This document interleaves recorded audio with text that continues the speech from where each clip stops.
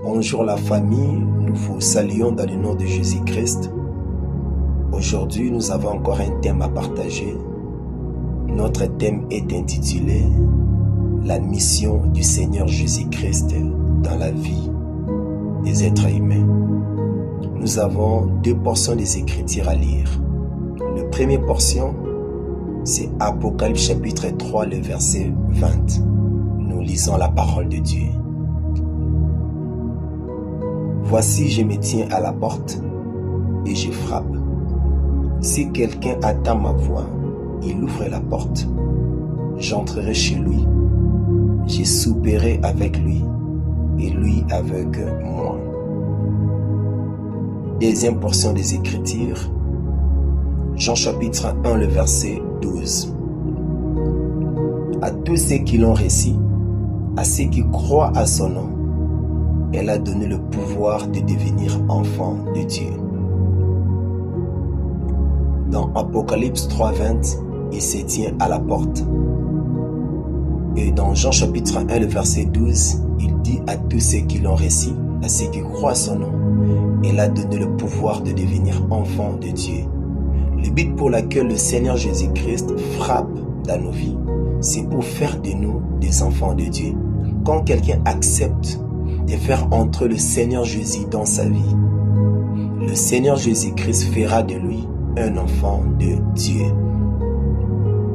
Nous naîtrons des créatures de Dieu. Nous devenons des enfants de Dieu le jour où nous reconnaissons Jésus-Christ, qu'il est notre Seigneur, il est notre Sauveur. Être créé à l'image de Dieu ne te donne pas l'accès d'aller au paradis après ta vie sur la terre. C'est recevoir Jésus-Christ et devenir enfant de Dieu. C'est cette identité-là qui te donne l'accès d'aller au paradis. Si être créé à l'image de Dieu te donnera l'accès au paradis, le diable aussi va retourner au paradis parce que lui aussi, il est créé par Dieu. Donc, être créé à l'image de Dieu ne te donne pas l'accès d'aller au paradis. C'est devenir enfant de Dieu qui te donne l'accès. Alors, tu ne peux pas devenir enfant de Dieu par tes propres capacités. Pour devenir un enfant de Dieu, tu dois croire au Seigneur Jésus-Christ comme ton sauveur. Et c'est par le Seigneur Jésus-Christ que tu vas devenir un enfant de Dieu pour avoir l'accès au paradis. C'est pour cela que nous devons croire en Jésus comme notre Seigneur et notre Sauveur pour avoir l'accès au paradis. Il y a 4 ou 3 éléments qu'un enfant de Dieu bénéficie. Le premier élément, un enfant de Dieu, il a droit au pardon. Jean chapitre 1, le verset 29. Voici l'agneau de Dieu qui ôte le péché du monde. Quand Christ est dans ta vie, tu as droit au pardon, car c'est le Seigneur Jésus-Christ qui est l'agneau qui pardonne le péché. Peu importe le péché que tu peux connaître dans ta vie, quand tu as Christ dans ta vie et que tu reconnais que ce que j'avais fait, j'ai péché, Dieu va te pardonner. Il va t'accorder la grâce. Parce que le Seigneur Jésus-Christ, il est l'agneau qui pardonne le péché. Le second élément qu'un enfant de Dieu bénéficie dans cette identité, c'est la vie éternelle. Jean chapitre 3, le verset 16. Car Dieu a tant aimé le monde, il a donné son Fils unique, afin que quiconque croit en lui ne périsse point, mais qu'il ait la vie éternelle. Quand quelqu'un est en Christ, quand quelqu'un a accepté Jésus-Christ comme son Seigneur et son Sauveur, il est devenu un enfant de Dieu. Dieu lui donne la vie éternelle. La vie éternelle, c'est comme un passeport. Tu peux connaître le valeur d'un passeport seulement lorsque l'opportunité de voyager se présente. Tant qu'il n'y a pas une opportunité de voyage, personne ne saura la valeur d'un passeport. Vous pouvez être à deux, l'autre a un passeport et l'autre personne n'a pas le passeport. Dès qu'il y a un voyage, celui qui n'a pas le passeport ne connaîtra pas la valeur d'avoir un passeport. Mais dès que l'opportunité de voir se présente entre vous deux, c'est lui qui a le passeport, c'est lui qui ira directement, qui montrera dans l'avion. C'est comme aussi la vie éternelle. La valeur de la vie éternelle, ce n'est pas dans ses vies quotidiennes. Mais la valeur de la vie éternelle, tu la connaîtras les jours de ta mort.